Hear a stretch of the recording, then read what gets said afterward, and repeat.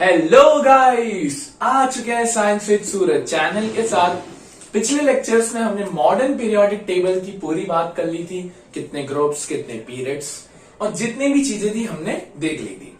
अब हम बात करते हैं trends in modern periodic table कि मॉडर्न पीरियोडिक टेबल में कैसे आप ट्रेंड्स देखते हैं। जैसे फैशन ट्रेंड्स होते हैं ना, वैसे ही यहां पर भी होता है।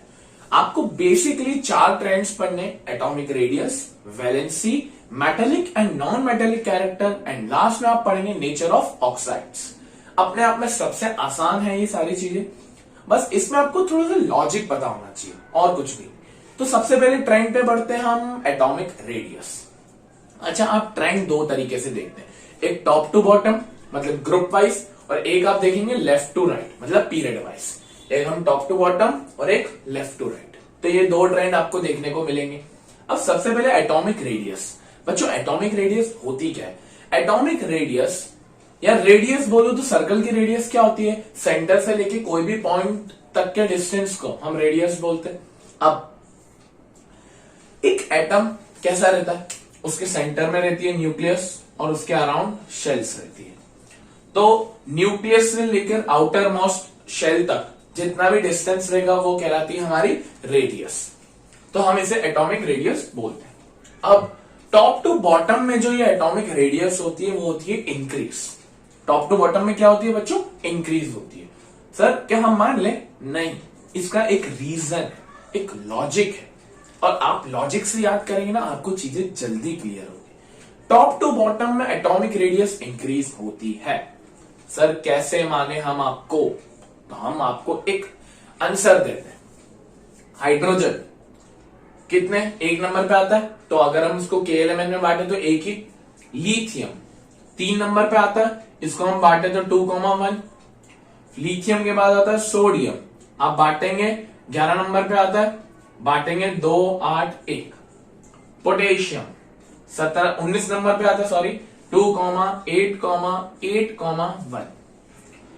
और सर आपने ये 4 ही क्यों लिए? क्योंकि आप देख रहे होंगे ये सारे ग्रुप 1 के एलिमेंट्स हैं, और ग्रुप 1 के एलिमेंट्स मतलब हम टॉप टू बॉटम देख रहे हैं।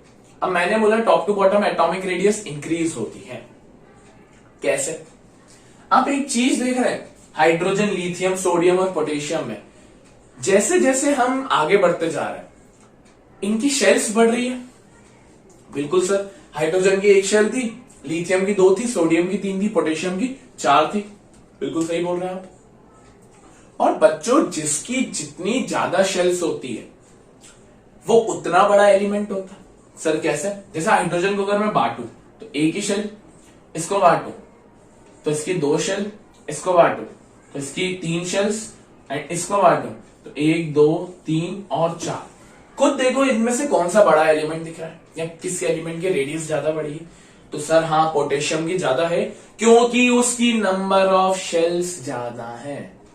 तो ऐसे अगर हम ग्रुप 1 की बात करें तो फ्रेंशियम जो मेटल रहता है, जो पीरियोडिक टेबल में 7th पीरियड पे आता है, जिसका पीरियड नंबर 7 होता है और ग्रुप नंबर 1 होता है, तो फ्रेंशियम जो एक एलिमेंट रहता है वो सबसे बड़ा एलिमेंट रहता है। और अगर इन चारों में बात करें तो पोटेशियम की एटॉमिक रेडियस क्या होगी? ज्यादा होगी। या एटॉमिक जो रेडियस अगर ज्यादा है तो सीधी सी बात है, सर्कल की रेडियस ज्यादा होती है तो सर्कल बड़ा होता है। वैसे ही अगर एलिमेंट की रेडियस ज्यादा है तो उस एलिमेंट की साइज ज्यादा है। तो टॉप टू बॉटम में एटॉमिक रेडियस क्या होती है बच्चों? इंक्रीज होती है। क्यों इंक्रीज होती है? क्योंकि नंबर ऑफ शेल्स आपकी इंक्रीज होती है। चीज क्लियर हो गई? अब अगर आपको एटॉमिक रेडियस का ट्रेंड याद है ना, तो आपको सारे के सारे ट्रेंड याद होंगे। सिर्फ एक एटॉमिक रेडियस, और कुछ भी नहीं मांगूंगा मैं आपसे, सिर्फ एक एटॉमिक रेडियस। एटॉमिक रेडियस हो गया, और अभी हमने इसकी टॉप टू बॉटम की बात करी। अब हम बात करते हैं लेफ्ट टू राइट की। सर लेफ्ट टू राइट में तो शेल्स बढ़ेगी। जैसे मैं एक एलिमेंट मैं एक पीरियड ले लेता हूं, जैसे फॉर एग्जाम्पल मैंने पीरियड लिया है सेकंड में मैं कुछ एलिमेंट्स लेता हूं, carbon, nitrogen, oxygen.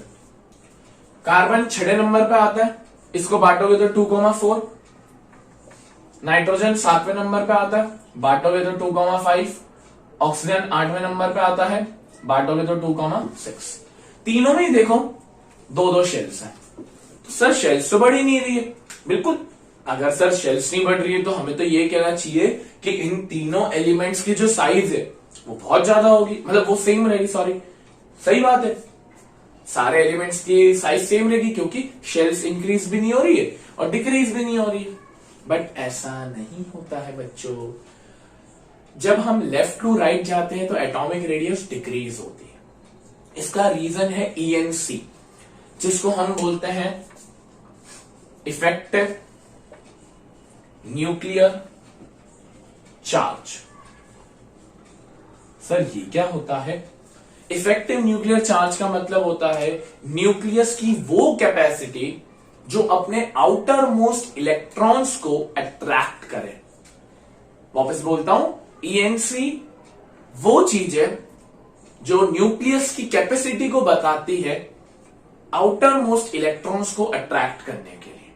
Sir nucleus ही क्यों? क्योंकि बच्चों हमारे केमिस्ट्री में 3 सब एटॉमिक पार्टिकल्स होते हैं, protons, electrons and neutrons. Protons और न्यूट्रॉन्स आपके न्यूक्लियस में होते हैं, वेयरएज जो इलेक्ट्रॉन्स होते हैं वो रिवॉल्व करते रहते हैं। तो अगर मैं कार्बन की बात करूं, देखो कार्बन की न्यूक्लियस और कार्बन की 2 शेल्स। कार्बन की न्यूक्लियस में 6 प्रोटॉन्स होंगे और यहां पे 2 इलेक्ट्रॉन और यहां पर 4 इलेक्ट्रॉन। मैं नाइट्रोजन की बात करूं, नाइट्रोजन के 7 प्रोटॉन्स होंगे, 2 इलेक्ट्रॉन्स के शेल में, 5 इलेक्ट्रॉन्स एल शेल में। मैं ऑक्सीजन की बात करूं, ऑक्सीजन के 8 प्रोटॉन्स न्यूक्लियस में, 2 इलेक्ट्रॉन के में, 6 इलेक्ट्रॉन एल में। अब आप एक चीज देखिए, यहां पर 6 प्रोटॉन्स 4 इलेक्ट्रॉन्स को अट्रैक्ट कर रहे हैं, क्योंकि मैंने आउटर मोस्ट शेल बोली थी, क्योंकि के शेल तो ऑलरेडी पास में है। तो 6 प्रोटॉन्स या 4 इलेक्ट्रॉन्स को अट्रैक्ट कर रहे हैं और पॉजिटिव नेगेटिव चार्ज है इसलिए अट्रैक्शन हो रहा है। यहां पर नाइट्रोजन की केस में 7 प्रोटॉन्स 5 इलेक्ट्रॉन्स को अट्रैक्ट कर रहे हैं, वेयरएज ऑक्सीजन में बात करें तो 8 प्रोटॉन्स 6 इलेक्ट्रॉन्स को अट्रैक्ट कर रहे हैं। अब खुद देखिए प्रोटॉन्स की संख्या बढ़ रही है। बिल्कुल सर, अगर बच्चों प्रोटॉन्स की संख्या बढ़ रही है, एक पर्टिकुलर चार्ज की संख्या बढ़ रही है, तो वो अपने इलेक्ट्रॉन्स को भी बहुत अच्छे से अट्रैक्ट करेगा। बिल्कुल सर, ज्यादा चार्ज होगा, ज्यादा पॉजिटिव चार्ज होगा तो वो नेगेटिव चार्ज को और अच्छे से अट्रैक्ट करेगा। तो मुझे ऐसा कहना चाहिए, कार्बन, नाइट्रोजन और ऑक्सीजन में, तीनों में जो ENC है, इफेक्टिव न्यूक्लियर चार्ज, वो ऑक्सीजन की सबसे ज्यादा है, क्योंकि ऑक्सीजन के 8 प्रोटॉन्स 6 इलेक्ट्रॉन्स को अट्रैक्ट कर रहे हैं। बिल्कुल सर। और एक ट्रेंड यूज होता है कि एटॉमिक रेडियस जो होती है वो इनवर्सली प्रोपोर्शनल होती है 1/ENC के। जो एटॉमिक रेडियस होती है वो इनवर्सली प्रोपोर्शनल होती है 1/ENC के। सर इसका क्या मतलब है? जैसे ही ENC बढ़ेगा, आप यूं जा रहे हो, ENC बढ़ रहा है, कार्बन का ENC कम था, नाइट्रोजन का थोड़ा कम था, फिर ऑक्सीजन का बढ़ गया। अब जैसे ऑक्सीजन के बाद कौन आएगा? Carbon, nitrogen, oxygen, fluorine. Fluorine का ENC और ज्यादा होगा। तो जैसे जैसे बच्चों ENC बढ़ रहा है, वैसे वैसे एटॉमिक रेडियस कम होता है। इनवर्स प्रोपोर्शनल है, उल्टा है। मतलब जैसे ही ENC बढ़ा तो एटॉमिक रेडियस कम हो गया। इसलिए हम बोलते हैं कि जो लेफ्ट टू राइट में एटॉमिक रेडियस है वो कम होते जा रहे हैं, डिक्रीज होते जा रहे हैं। तो अगर मैं बात करूं कार्बन, नाइट्रोजन और ऑक्सीजन में, इन तीनों में से सबसे छोटा एलिमेंट कौन सा होगा? ध्यान से सुनना, सबसे छोटा एलिमेंट कौन सा होगा? सर सबसे छोटा एलिमेंट होगा ऑक्सीजन, क्योंकि ऑक्सीजन की ENC ज्यादा है बट एटॉमिक रेडियस कम है। और सबसे बड़ा एलिमेंट कौन सा होगा? कार्बन होगा, क्योंकि कार्बन की ENC कम है तो एटॉमिक रेडियस ज्यादा है। तो हम ये ट्रेंड फॉलो करते हैं एटॉमिक रेडियस में। Atomic radius top to bottom क्या होती है? इंक्रीज होती है, क्योंकि नंबर ऑफ शेल्स बढ़ती है। लेफ्ट टू राइट में एटॉमिक रेडियस डिक्रीज होती है, क्योंकि ENC इंक्रीज होता है। आई होप आपको एटॉमिक रेडियस का फंडा समझ में आ गया होगा। अब हम बढ़ते हैं मेटेलिक एंड नॉन मेटेलिक की तरफ।